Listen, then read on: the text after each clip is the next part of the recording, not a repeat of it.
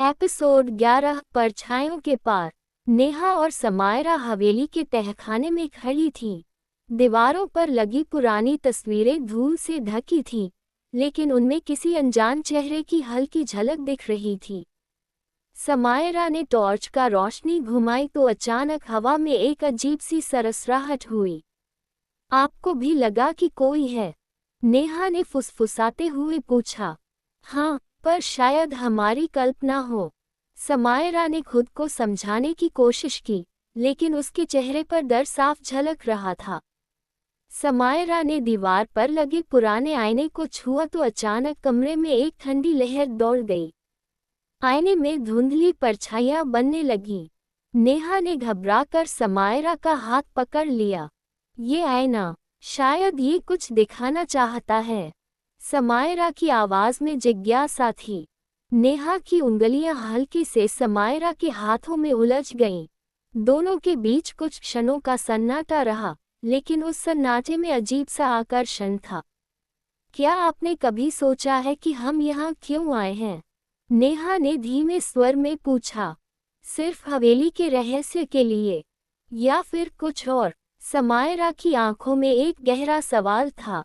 नेहा ने उसकी ओर देखा। उसकी आंखों में कई सवाल थे, पर जवाब शायद हवेली की परछाइयों में छिपे थे। अचानक हवेली की एक पुरानी घड़ी की सुइयां खुद ब खुद चलने लगीं। घड़ी में रात के 3 बज रहे थे। समायरा ने नेहा का हाथ कसकर पकड़ लिया। हमें यहाँ से चलना चाहिए, नेहा ने फुसफुसाते हुए कहा। लेकिन इस जगह की सच्चाई जाने बिना कैसे? समायरा ने दृढ़ता से कहा। नेहा ने घबराहट में समायरा का हाथ पकड़ा और उसे अपनी ओर खींच लिया। अचानक दोनों एक दूसरे के बेहद करीब आ गए। नेहा के बाल समायरा के चेहरे को छू रहे थे। समायरा की सांसें तेज हो गईं। नेहा को एहसास हुआ कि उनका ये साथ सिर्फ हवेली की परछाइयों तक सीमित नहीं था, शायद उनके दिल भी कुछ कहने की कोशिश कर रहे थे। हम एक दूसरे का साथ देंगे न? समायरा की आवाज हल्की लेकिन गहरी थी। नेहा ने बिना कुछ कहे धीरे से सिर हिला दिया। हवेली के रहस्यों के साथ साथ उनके बीच भी कुछ नया जन्म ले रहा था, एक अनकहा एहसास। समायरा ने हवेली के उस पुराने आईने पर अपनी उंगलियां फेरी, और जैसे ही उसने उसे छुआ, अचानक आईने में एक अजीब सा कंपन हुआ। उसकी आंखों में डर झलक उठा। नेहा, यह आईना देखिए। समायरा की आवाज हल्की लेकिन कपकपा रही थी। नेहा ने ध्यान से देखा। आईने में धुंधले अक्षरों में कुछ उभर रहा था, सच्चाई बहुत करीब है। क्या ये किसी ने खुद लिखा है, या फिर? नेहा ने धीरे से कहा। या फिर यह हवेली खुद हमसे कुछ कहना चाहती है? समायरा ने गहरी सांस ली। नेहा और समायरा जैसे ही तहखाने से बाहर आईं, उन्होंने देखा कि हवेली के लंबे गलियारों में किसी की परछाई हिल रही थी। वह कौन हो सकता है? नेहा ने धीरे से कहा। हमें देखना चाहिए या भागना चाहिए? समायरा की आवाज में झिझक थी। अगर हम भाग गए तो जवाब कैसे मिलेंगे? नेहा ने धीरे से उसका हाथ थाम लिया और दोनों धीरे धीरे परछाई की ओर बढ़ने लगीं। एक पुराना लकड़ी का दरवाजा हल्की हल्की आवाज कर रहा था, जैसे कोई उसे धकेल रहा हो। क्या इसे खोलें? समायरा ने फुसफुसाते हुए पूछा। नेहा ने सिर हिलाया और धीरे से दरवाजा खोला। अंदर घना अंधेरा था, लेकिन जैसे ही टॉर्च की रोशनी फैली, सामने एक पुराना डेस्क पड़ा था। उस पर धूल जमी थी, लेकिन एक पुरानी डायरी रखी थी। नेहा ने धीरे से डायरी खोली। पन्ने पीले पड़ चुके थे, लेकिन उन पर लिखी इबारत अब भी साफ दिख रही थी। अगर कोई यह पढ़ रहा है, तो इसका मतलब है कि वह भी इस हवेली के रहस्य में फंस चुका है। समायरा की उंगलियां हल्की से नेहा के कंधे पर टिक गईं। उनकी सांसें तेज हो गई थीं। यह क्या मतलब है? क्या यहाँ पहले भी कोई आया था? समायरा की आंखों में भय था। हमें आगे पढ़ना होगा, नेहा ने धीरे से कहा। हवेली के बाहर हल्की बारिश होने लगी थी। खिड़की के पास खड़ी समायरा ने बारिश की बूंदों को महसूस किया। बारिश की यह बूंदें जैसे कोई बीते कल की कहानियां कह रही हों। समायरा ने धीरे से कहा। नेहा ने पीछे से आकर उसे देखा। उसकी भीगी जुल्फें उसकी पीठ पर गिर रही थीं। शायद कुछ कहानियां हमें खुद लिखनी पड़ेंगी, नेहा ने हल्की मुस्कान के साथ कहा। समायरा ने उसकी आंखों में देखा। दोनों के बीच एक अजीब सा सुकून था, जैसे हवेली के रहस्य से अलग उनके दिलों में भी कुछ अनकहा रह गया हो। हवेली के गलियारे में चलते हुए समायरा की नज़र एक पुरानी तस्वीर पर पड़ी। उसमें एक युवती खड़ी थी, जिसकी आंखों में कुछ अनकहा दर्द था।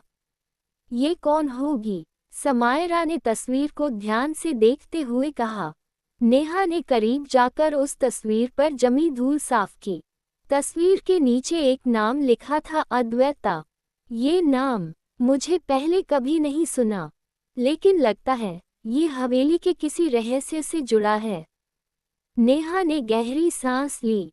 समायरा ने उसके कंधे पर हल्का हाथ रखा। अगर यह नाम हमारे जवाबों की चाबी है, तो हमें इसके बारे में और पता लगाना चाहिए। रात का वक्त था। हवेली के ऊपरी हिस्से से हल्की हल्की आवाज आ रही थी, जैसे कोई चल रहा हो। क्या आपने सुना? समायरा ने धीमे स्वर में कहा। नेहा ने सिर हिलाया। हमें ऊपर जाकर देखना चाहिए। धीरे धीरे सीढ़ियों पर कदम रखते हुए दोनों छत की ओर बढ़ने लगी। जैसे ही उन्होंने दरवाज़ा खोला, हवा का एक ठंडा झोंका उनके चेहरे से टकराया। और फिर उन्होंने देखा, छत के एक कोने में एक परछाई खड़ी थी। कौन है वहाँ? नेहा ने हिम्मत करके पूछा। परछाई धीरे धीरे मुड़ी, लेकिन उसके चेहरे पर घना अंधेरा था। छत से भागकर वे वापस कमरे में आ गईं। समायरा के हाथ कांप रहे थे। नेहा, वह जो भी था, उसने हमें देखा। नेहा ने मोमबत्ती जलाए और समायरा की ओर देखा। हमें डरना नहीं चाहिए। शायद ये सब हमारे जवाबों का हिस्सा है। समायरा ने उसकी आंखों में झांका। डर के बावजूद नेहा की आंखों में एक अलग चमक थी, साहस की, खोज की और कुछ अनकही भावनाओं की। आप हमेशा इतनी बहादुर कैसे रहती हैं? समायरा ने धीरे से पूछा। नेहा मुस्कुराई। शायद इसलिए कि आप साथ हैं। समायरा कुछ पल उसे देखती रही, फिर उसकी आंखें झुक गईं। मोमबत्ती की हल्की रोशनी में दोनों के बीच एक अनकहा एहसास बह रहा था। अचानक हवेली के किसी कोने से एक धीमी हंसी की आवाज आई। समायरा ने चौंककर नेहा का हाथ पकड़ लिया। नेहा, वह फिर से आ गई। इस बार हम भागेंगे नहीं। अब हमें सच जानना ही होगा, नेहा ने धीरे से कहा और उसका हाथ थामे दरवाजे की ओर बढ़ गई। नेहा, बारिश की ये बूंदें जैसे बीते समय की कहानियां सुना रही हैं। समायरा, शायद हमें भी अपनी कहानी लिखनी चाहिए। समायरा, यहाँ लिखा है कि सच्चा प्यार हर डर को मिटा सकता है। नेहा, क्या हम अपने डर को मिटा सकते हैं? नेहा, क्या आप मेरे साथ नृत्य करेगी? समायरा, यहाँ, इस सुनसान हवेली में। नेहा, संगीत और हमारे दिलों के अलावा यहाँ कौन है? नेहा, इतनी रात गए जाग रही हो। समायरा, चांदनी रातें मुझे सोचने पर मजबूर कर देती हैं। नेहा, क्या सोच रही हो? समायरा, हमारे बारे में, इस हवेली के बारे में और उन अनकहे एहसासों के बारे में।